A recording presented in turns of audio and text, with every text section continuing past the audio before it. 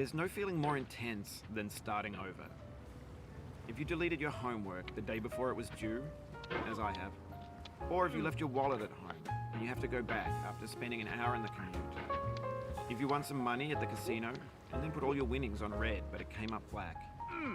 If you got your best shirt dry cleaned before a wedding and then immediately dropped food on it. If you won an argument with a friend and then later discovered that they just returned to their original view.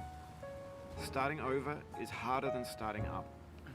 If you're not ready for that, like if you've already had a bad day, then what you're about to go through might be too much. Feel free to go away and come back. I'll be here. Alright, thanks for coming with me on this trip. I'll understand if you have to take a break at any point. Just find a safe place to stop and quit the game. And don't worry, I'll save your progress, always, even your mistakes. This game is a homage to a free game that came out in 2002, titled Sexy Hiking. The author of that game was Jazzuo, a mysterious Czech designer who was known at the time as the father of B games. And B games are rough assemblages of found objects. Designers slap them together very quickly and freely, and they're often too rough and unfriendly to gain much of a following. They're built more for the joy of building them than as polished products. In a certain way, Sexy Hiking is the perfect embodiment of a B game.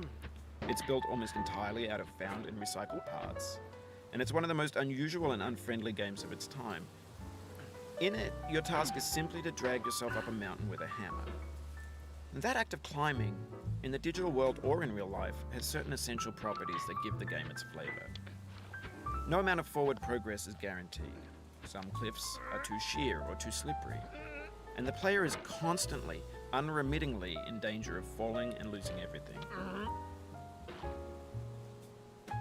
Anyway, when you start Sexy Hiking, you're standing next to this dead tree that blocks the way to the entire rest of the game. It might take